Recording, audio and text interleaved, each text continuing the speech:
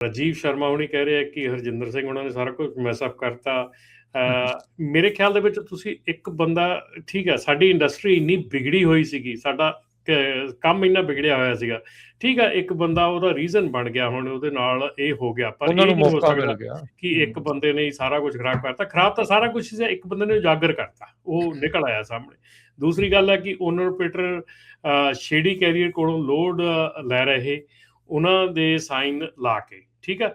ਸੋ ਇਹ ਜਿਹੜੀ ਚੀਜ਼ ਆ, ਇਹ ਕਮਿਲੀਅਨ ਕੈਰੀਅਰ ਵਾਲੀ ਗੱਲ ਆ ਜਿਹੜੀ ਕੀਤੀ ਜਾ ਰਹੀ ਆ ਕਿ ਯੈਸ, ਜਿਹੜੇ ਤੁਸੀਂ ਇਦਾਂ ਸਾਈਨ ਕਿਸੇ ਦੇ ਲਾ ਕੇ, ਲੋਡ ਕਿਸੇ ਦਾ, ਇਹ ਕਿਸੇ ਦਾ, ਉਹ ਕਿਸੇ ਦਾ, ਇਹ ਜਿਹੜੀਆਂ ਚੀਜ਼ਾਂ ਇਹ ਹੁਣ ਫਰਾਡ ਦੇ ਵਿੱਚ ਗਿਣੀਆਂ ਜਾਂਦੀਆਂ। ਉਸ ਤੋਂ ਬਾਅਦ ਕਹਿ ਰਹੇ ਆ ਕਿ ਹੁਣ ਕੈਰੀਅਰ ਲੁੱਟਣਗੇ, ਨਹੀਂ, ਇਦਾਂ ਦੀ ਕੋਈ ਗੱਲ ਨਹੀਂ ਹੈਗੀ। ਜੇ ਕੋਈ ਤੁਹਾਨੂੰ ਲੁੱਟਦਾ ਆ ਤੇ ਉਹਦਾ ਮਤਲਬ ਹੈ ਵੀ ਤੁਸੀਂ ਵੀ ਰੈਡੀ ਖੜੇ ਆ ਲੁਟਾਉਣ ਨੂੰ, ਤਾਂ ਹੀ ਕੋਈ ਲੁੱਟਦਾ ਹੈ। ਜੇ ਤੁਹਾਨੂੰ ਸਮਝ ਹੈਗੀ, ਤੁਹਾਨੂੰ ਅਕਲ ਹੈਗੀ ਆ ਕਿ ਤੁਸੀਂ ਕੀ ਕਰ ਰਹੇ ਆ, ਤਾਂ ਫਿਰ ਤੁਹਾਨੂੰ ਇਦਾਂ ਨਹੀਂ ਕੋਈ ਲੁੱਟਦਾ ਹੈਗਾ। ਹੈਰੀ ਸਿੰਘ, ਤੁਹਾਡਾ ਜਿਹੜਾ ਕੁਐਸਚਨ ਸਮਝ ਨਹੀਂ ਆਇਆ, ਦੁਬਾਰਾ ਇੱਕ ਵਾਰੀ ਕੁਐਸਚਨ ਫਿਰ ਲਿਖਿਓ ਜੀ। Stop driving without CDLs. ਅੱਛਾ, ਮਤਲਬ ਇਹ ਕਹਿਣ ਦਾ ਮਤਲਬ ਇਹ ਆ ਵੀ ਲੋਕੀ ਲਾਇਸੈਂਸ ਤੋਂ ਬਗੈਰ ਹੀ ਚਲਾਈ ਜਾਂਦੇ ਬਸ ਚਲਾ ਰਹੇ ਆ ਰਾਜਕਰਨ। ਇਹ ਵੀ ਇੱਕ ਬਹੁਤ ਵੱਡੀ ਸਿਚੁਏਸ਼ਨ ਹੈਗੀ ਆ, ਜਿਹਦੇ ਤੇ ਕਾਫੀ ਹੱਦ ਤੱਕ ਸਾਨੂੰ ਵੀ ਰਿਪੋਰਟਾਂ ਮਿਲੀਆਂ ਹੈਗੀਆਂ, ਔਰ ਕਈ ਲਾਅ ਐਨਫੋਰਸਮੈਂਟ ਨੇ ਵੀ ਦੱਸਿਆ ਹੈਗਾ ਕਿ ਇਹ ਚੀਜ਼ਾਂ ਹੋ ਰਹੀਆਂ ਹੈਗੀਆਂ ਕਿ ਜਿਹੜੇ ਡਰਾਈਵਰ ਹੈਗੇ ਆ, ਉਹ ਇੱਕ ਲੀਗਲ ਡਰਾਈਵਰ ਨਾਲ ਹੁੰਦਾ ਹੈ ਤੇ ਨਾਲ ਦੋ ਜਿਹੜੇ ਆ ਵਿਦਆਊਟ ਲਾਇਸੈਂਸ ਹੁੰਦੇ ਆ, ਰਾਹ ਦੇ ਵਿੱਚ ਉਹ ਵੀ ਚਲਾਈ ਜਾਂਦੇ ਆ। ਪਰ that is wrong. Don't do those kind of things, ਕਿਉਂਕਿ ਆਪਾਂ ਇੱਕ ਗਲਤ ਚੀਜ਼ ਨੂੰ ਗਾਂਹ ਮੁੜ ਕੇ ਹੋਰ ਗਲਤ ਕਰਨ ਲੱਗ ਜਾਂਦੇ ਆ। ਸੋ ਇੱਕ ਦੂਜੀ ਚੀਜ਼ ਰਾਜਕਰਨ ਹੋਰ ਮੈਂ ਬੜੀ ਜਿਹੜੀ ਆ ਬਹੁਤ ਜ਼ਿਆਦਾ ਦੇਖੀ ਹੈ ਇਸ ਵੇਲੇ, ਜਿਹੜੀ ਮੇਰੀ ਐਵਰੀ ਡੇ ਆਫਿਸ ਦੇ ਵਿੱਚ ਅਸੀਂ ਇੱਥੇ ਦੇਖਦੇ ਹੈਗੇ ਆ, ਆਪਣੇ ਨਵੇਂ ਡਰਾਈਵਰ ਜਿਹੜੇ ਆ, ਨਵੇਂ ਡਰਾਈਵਰ ਹਮੇਸ਼ਾ ਬਹੁਤ ਬੰਦਿਆਂ ਦੀ ਇਹ ਪ੍ਰੋਬਲਮ ਆਉਂਦੀ ਹੈ ਕਿ ਲਾਇਸੈਂਸ, ਜਦੋਂ ਉਹਨਾਂ ਨੂੰ ਪੁੱਛੀਦਾ ਲਾਇਸੈਂਸ, ਤੇ ਉਹ ਕਹਿੰਦੇ ਅੱਛਾ ਲਾਇਸੈਂਸ ਤਾਂ ਮੇਰਾ ਘਰੇ ਆ, ਜਾਂ ਲਾਇਸੈਂਸ ਤਾਂ ਮੇਰਾ ਟਰੱਕ 'ਚ ਰਹਿ ਗਿਆ। ਤੁਸੀਂ ਬਿਨਾਂ ਲਾਇਸੈਂਸ ਤੋਂ ਟਰੈਵਲ ਨਹੀਂ ਕਰ ਸਕਦੇ, ਗੱਡੀ ਨਹੀਂ ਚਲਾ ਸਕਦੇ। ਤੁਹਾਡਾ ਪਹਿਲਾ ਲਾਇਸੈਂਸ ਨਾਨ ਡੋਮਿਸਾਈਲ ਆ, ਉਤੋਂ ਤੁਸੀਂ ਬਿਨਾਂ ਲਾਇਸੈਂਸ ਤੋਂ ਗੱਡੀ ਚਲਾ ਰਹੇ ਆ, ਦੈਟ ਇਜ਼ ਵੈਰੀ ਰੋਂਗ। ਇੱਕ ਤਾਂ ਇਹ ਸਾਰਿਆਂ ਨਾਲੋਂ ਵੱਡੀ ਜਿਹੜੀ ਚੀਜ਼ ਆ, ਮੈਂ ਸਾਰਿਆਂ ਨੂੰ ਕਹਿਣਾ ਚਾਹੁੰਦਾ ਕਿ ਜਦੋਂ ਤੁਸੀਂ ਗੱਡੀ ਚਲਾਉਂਦੇ ਆ, ਆਪਣਾ ਲਾਇਸੈਂਸ ਖਾਸ ਕਰਕੇ ਆਪਣੇ ਕੋਲ ਜ਼ਰੂਰ ਰੱਖੋ, ਕਿਉਂਕਿ ਲਾਇਸੈਂਸ ਦੇ ਨਾਲ ਹੀ ਤੁਹਾਡਾ ਸਾਰਾ ਕੁਝ ਹੈ। ਇੱਕ ਤਾਂ ਪਹਿਲਾਂ ਹੀ ਨਾਨ ਡੋਮਿਸਾਈਲ ਆ, ਦੂਜਾ ਉਤੋਂ ਲਾਇਸੈਂਸ ਹੈ ਨਹੀਂ ਕੋਲ। ਦੂਸਰਾ ਰਾਜਕਰਨ, ਜਿਹੜੀ ਇੱਕ ਨਿਊਜ਼ ਵੀ ਫਰੇਟਵੇਵਜ਼ ਨੇ ਲਾਈ ਆ ਕਿ ਜਿਹੜੇ ਮੈਡੀਕਲ ਕਰਦੇ ਡਾਕਟਰਸ ਹੈਗੇ ਆ, ਜੋ ਵੀ ਡਾਕਟਰਸ ਆ ਜਾਂ ਕਾਇਰੋਪ੍ਰੈਕਟਰ ਆ, ਕੋਈ ਵੀ ਆ, ਉਹ ਮੈਡੀਕਲ ਸਬਮਿਟ ਨਹੀਂ ਕਰਦੇ FMCSA ਨੂੰ। 8 ਸਟੇਟਸ ਨੂੰ ਛੱਡ ਕੇ ਸਾਰੀਆਂ ਬਾਕੀ ਸਟੇਟ ਜਿਹੜੀਆਂ ਡਾਇਰੈਕਟ FMCSA ਨੂੰ ਸਬਮਿਟ ਕਰਦੀਆਂ ਹੈਗੀਆਂ। ਜਿਹੜੀਆਂ ਸਟੇਟਸ ਨਹੀਂ ਸਬਮਿਟ ਕਰਦੀਆਂ, ਉਹਨਾਂ ਦੇ DMV ਨੂੰ ਸਬਮਿਟ ਕਰਨੇ ਪੈਂਦੇ ਆ। ਇਹ ਬਾਏ ਲਾਅ, DOT ਦੇ bylaw, doctors are required to submit your medical to FMCSA or DMV, ਠੀਕ ਹੈ ਜੀ। ਜੇ ਤੁਸੀਂ ਕਿਤੇ ਮੈਡੀਕਲ ਕਰਵਾਉਂਦੇ ਆ ਤੇ ਅਜੇ ਵੀ ਤੁਹਾਨੂੰ ਉਹ ਪੇਪਰ ਫਾਰਮ ਫੜਾ ਦਿੰਦੇ ਆ, then don't do medical, because ਉਹ ਆਪਣਾ ਇੱਕ ਲੀਗਲ ਸਟੈਪ ਜਿਹੜਾ ਡਾਕਟਰ ਆ ਉਹ ਨਹੀਂ ਕਰ ਰਿਹਾ ਹੈਗਾ। ਸੋ ਇੱਦਾਂ ਦੇ ਜਿਹੜੇ ਡਾਕਟਰਸ ਹੈਗੇ ਆ, ਪਲੀਜ਼ ਡੂ ਰਿਪੋਰਟ ਦੈਮ, ਤਾਂ ਕਿ ਜਿਹੜੇ ਡਾਕਟਰ ਆ ਉਹ ਉਹਨਾਂ ਦੀ ਰਿਕੁਆਇਰਮੈਂਟ ਆ, ਉਹਨਾਂ ਦਾ ਸਟੈਪ ਪੂਰਾ ਨਹੀਂ ਹੁੰਦਾ, ਜਿਹੜਾ ਲਾਸਟ ਸਟੈਪ ਆ, to submit your medical to national registry of FMCSA। FMCSA ਦੀ ਜਿਹੜੀ ਨੈਸ਼ਨਲ ਰਜਿਸਟਰੀ ਆ ਮੈਡੀਕਲ ਐਗਜ਼ਾਮੀਨਰਸ ਦੀ, ਉਹਦੇ ਉੱਤੇ ਸਬਮਿਟ ਕਰਨਾ is required for a doctor। ਸੋ ਜਿਹੜਾ ਡਾਕਟਰ ਆ ਉਹ ਜੇ ਨਹੀਂ ਕਰਦਾ, then make sure ਚੂਜ਼ ਅ ਡਾਕਟਰ ਜਿਹੜਾ ਤੁਹਾਡਾ ਡਾਇਰੈਕਟਲੀ ਸਬਮਿਟ ਕਰਦਾ ਹੈ ਉੱਥੇ, ਕਿਉਂਕਿ ਇਹ ਚੀਜ਼ ਜਿਹੜੀ ਆ, ਇਹ ਹੁਣ ਜਿਹੜੀਆਂ 8 ਸਟੇਟਸ ਨੂੰ ਛੱਡ ਕੇ ਬਾਕੀ ਸਟੇਟਸ ਜਿਹੜੀਆਂ ਉਹ DMV ਦੇ ਵਿੱਚ ਐਕਸੈਪਟ ਨਹੀਂ ਕਰਦੀਆਂ ਹੈਗੀਆਂ ਮੈਡੀਕਲ ਬਾਏ ਹੈਂਡ। ਸੋ ਸਾਡੇ ਵੀ ਜਿਹੜੀ DMV ਆ, ਇਹ ਵੀ ਆਲਮੋਸਟ ਆਪਣੇ ਨਾਨ ਡੋਮਿਸਾਈਲ ਦਾ ਤਾਂ ਬਿਲਕੁਲ ਨਹੀਂ ਐਕਸੈਪਟ ਕਰਦੀ ਹੈਗੀ DMV ਦੇ ਵਿੱਚ, ਪਰ ਦੂਜਿਆਂ ਦਾ ਵੀ ਜਿਹੜਾ ਆ ਅਲਟੀਮੇਟਲੀ ਅਕਤੂਬਰ ਤੱਕ ਡੇਟ ਹੈਗੀ ਆ। ਹੁਣ ਅਕਤੂਬਰ ਤੋਂ ਬਾਅਦ ਆਪਣੀ DMV ਨੇ ਵੀ ਸਬਮਿਟ ਕਰਨਾ ਬੰਦ ਕਰ ਦੇਣਾ ਹੈ। ਸੋ ਡਾਇਰੈਕਟਲੀ ਤੁਹਾਨੂੰ FMCSA ਨੂੰ ਸਬਮਿਟ ਕਰਨਾ ਪੈਣਾ ਹੈ। ਠੀਕ ਹੈ।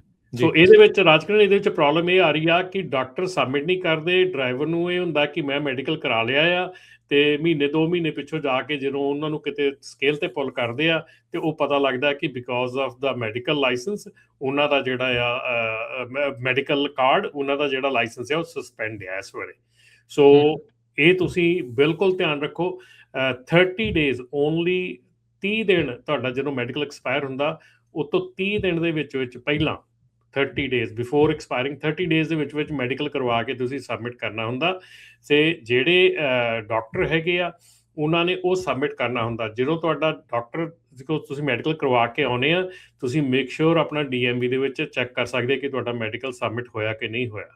ਸੋ ਇਹ ਚੀਜ਼ਾਂ ਜਿਹੜੀਆਂ ਆ ਇਹ ਤੁਸੀਂ ਕਰ ਸਕਦੇ ਹੈਗੇ ਆ, ਮੇਕ ਸ਼ੋਰ ਕਿ ਤੁਸੀਂ ਉਸ ਤੋਂ ਪਹਿਲਾਂ ਜਾਓ।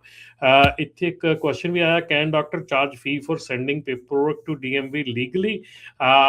ਯੈਸ, ਡਾਕਟਰ ਕੈਨ ਜਿਹੜੀ ਉਹਦੀ ਫੀਸ ਹੈਗੀ ਟੋਟਲ ਫੀਸ ਦੇ ਵਿੱਚ ਐਡ ਕਰਕੇ ਵੀ ਕਰ ਸਕਦਾ, ਸੈਪਰੇਟਲੀ ਵੀ ਕਰ ਸਕਦਾ, ਤੁਹਾਨੂੰ ਦੱਸ ਕੇ ਵੀ ਕਰ ਸਕਦਾ।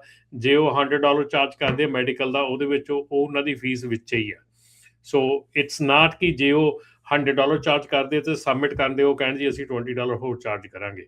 ਸੋ ਉਹ ਨਹੀਂ, ਉਹ ਨਹੀਂ ਹੈਗਾ। That is required ਬਾय law, within that $100 they have to submit. ਜਿਹੜੀ ਵੀ ਉਹਨਾਂ ਦੀ ਫੀਸ ਟੋਟਲ ਆ ਉਹਦੇ ਵਿੱਚ ਐਡ ਕਰਕੇ ਤੁਹਾਨੂੰ ਟੋਟਲ ਫੀਸ ਦੇਣੀ ਪਊਗੀ। ਇਹ ਨਹੀਂ ਕਹਿ ਸਕਦੇ ਕਿ ਆਹ $100 ਤੁਹਾਡੇ ਮੈਡੀਕਲ ਦਾ ਤੇ ਆਹ $20 ਤੁਹਾਡੇ ਉੱਥੇ ਸਬਮਿਟ ਕਰਨ ਦੇ।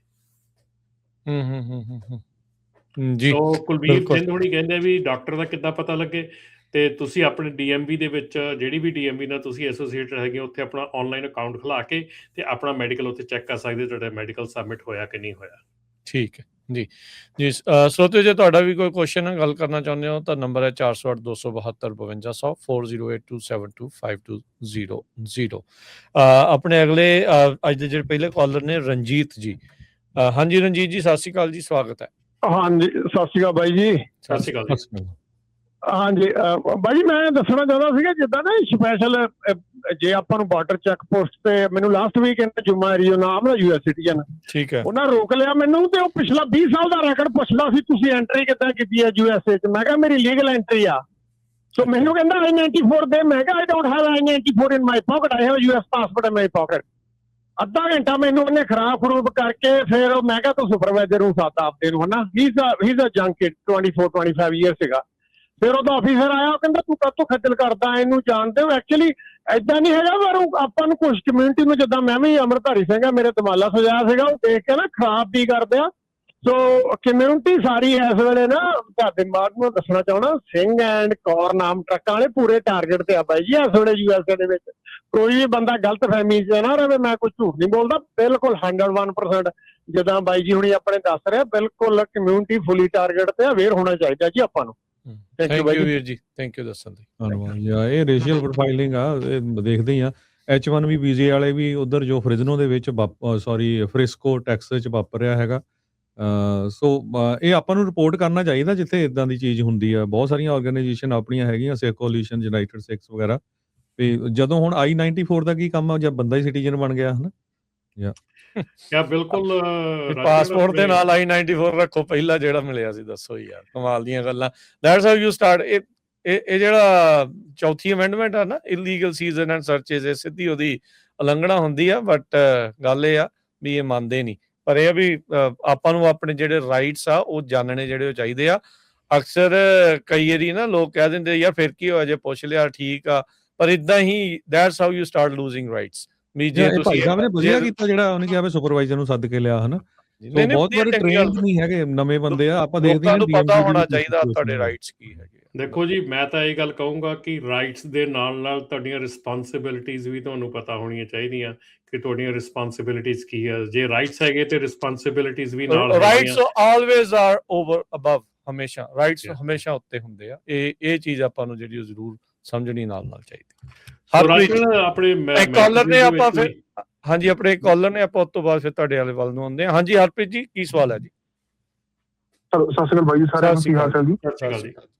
ਸਰ ਜੀ, ਮੇਰਾ ਛੋਟਾ ਬ੍ਰਦਰ ਹੈ ਜੀ, ਨਾਨ ਡੋਮਿਸਾਈਲ ਡਰਾਈਵਰ ਆ ਤੇ ਬਟ ਉਹਦਾ ਲਾਇਸੈਂਸ ਤੇ ਸਾਰਾ ਕੁਝ ਵੈਲਿਡ ਹੈ ਨਾ। ਬਟ ਉਹਦਾ ਭਾਜੀ ਲਾਇਸੈਂਸ ਲੌਸਟ ਹੋ ਗਿਆ ਹੈਗਾ ਆ ਤੇ ਉਹਨੂੰ ਰਿਪਲੇਸਮੈਂਟ ਕਾਰਡ ਲੈਣਾ ਆ। ਹੁਣ ਰਿਪਲੇਸਮੈਂਟ ਕਾਰਡ ਆਪਾਂ ਕਿੱਦਾਂ ਲੈ ਸਕਦੇ ਵੀ ਜੇ ਆਪਾਂ DMV ਜਾਣੀ ਕਿ ਇਹ ਨਾ ਹੋਵੇ ਕਿ ਲਾਇਸੈਂਸ ਰੱਖ ਲੈਣ ਉਹ ਸੌਰੀ ਮਤਲਬ ਕਿ ਜਿਹੜਾ ਵਰਕ ਪਰਮਿਟ ਕਹੇਗਾ ਲਾਇਸੈਂਸ ਕੈਂਸਲ ਕਰ ਦੇਣ ਜਾਂ ਡਾਊਨਗ੍ਰੇਡ ਕਰ ਦੇਣ, ਕੁਝ ਇਹਦਾ ਕੁਝ ਹੈ? ਉਹ ਲਾਇਸੈਂਸ ਨਹੀਂ ਮਿਲਣਾ ਜੀ ਵਾਪਸ, ਹੁਣ ਇਟਸ ਡਨ। ਓਕੇ, ਆਪਣੇ ਕੋਲ ਕੁਝ ਮਤਲਬ ਕਿਉਂਕਿ DMV ਕਾਲ ਕਰਦੇ ਆ, ਉਹ ਕਹਿੰਦੇ ਆ ਕਿ ਵੀ ਵੀ ਡੋਨਟ ਨੋ ਤੇ ਤੁਸੀਂ ਉੱਥੇ ਚੱਲ ਜਾਓ ਆਫਿਸ ਵਿੱਚ। ਨਹੀਂ, ਇਦਾਂ ਨਹੀਂ। ਉਹਨਾਂ ਨੇ ਕਿਉਂਕਿ DMV is not authorized to change, update or issue any non domicile license at right now. So ਜੇ ਗੁੰਮ ਹੋ ਗਿਆ, ਮੈਂ ਇਸੇ ਕਰਕੇ ਕਹਿ ਰਿਹਾ ਆ, ਮੈਂ ਅੱਗੇ ਜਿਹੜੀ ਤੁਹਾਨੂੰ ਗੱਲ ਕੀਤੀ ਹੈ ਨਾ ਕਿ ਆਪਣਾ ਲਾਇਸੈਂਸ ਬਹੁਤ ਸੰਭਾਲ ਕੇ ਆਪਣੇ ਕੋਲ ਰੱਖੋ। ਕਦੀ ਕਿਤੇ ਮੇਰੇ ਕੋਲ ਘੱਟੋ ਘੱਟ ਪਿਛਲੇ ਮਹੀਨੇ ਦੇ ਵਿੱਚ ਰਾਜਕਰਨ 4 ਮੁੰਡਿਆਂ ਦੇ ਐਸੇ ਆਏ ਆ ਜਿਨ੍ਹਾਂ ਦੇ ਵਾਲਟ ਜੀ ਸਾਡੇ ਇੱਥੇ ਫਲਾਣੇ ਸਾਡੇ ਗਵਾਚ ਗਏ, ਸਾਡਾ ਗਵਾਚ ਗਿਆ। ਅੱਛਾ, ਸੋ ਇਹ ਜਿਹੜੀ ਚੀਜ਼ ਹੈ ਨਾ, ਇਹ ਤੁਹਾਡਾ ਹੁਣ ਇਸ ਵੇਲੇ ਜਿਹੜਾ ਲਾਇਸੈਂਸ ਆ, ਜੇ if you lose the licence it's gone. ਪਰ ਉਹਦੀ ਕਾਪੀ ਨਹੀਂ ਫੋਨ ਦੇ ਵਿੱਚ ਰੱਖ ਸਕਦੇ ਘੱਟੋ ਘੱਟ ਕਿ ਨਹੀਂ? ਨੋ ਫਿਜ਼ੀਕਲ ਕਾਪੀ ਚਾਹੀਦੀ ਆ ਹੁਣ ਨਾਲ।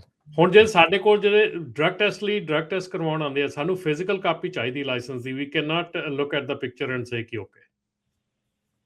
ਇਹ ਤਾਂ ਫਿਰ ਪਾਸਪੋਰਟ ਨਾਲ ਵੀ ਜ਼ਿਆਦਾ ਇੰਪੋਰਟੈਂਟ ਹੋ ਗਿਆ ਕੰਮ। ਬਹੁਤ ਜ਼ਿਆਦਾ ਜੀ। ਮੈਂ ਤੁਹਾਨੂੰ ਦੱਸ ਰਿਹਾ ਕਿ ਇੱਥੇ ਸਾਡੇ ਕੋਲ ਇੰਨੀ ਅਣਗਹਿਲੀ ਕਰਦੇ ਬੱਚੇ ਆਉਂਦੇ ਆ, ਮੁੰਡੇ ਆਉਂਦੇ ਆ, ਇੰਨੀ ਅਣਗਹਿਲੀ ਨਾਲ ਆਉਂਦੇ ਆ।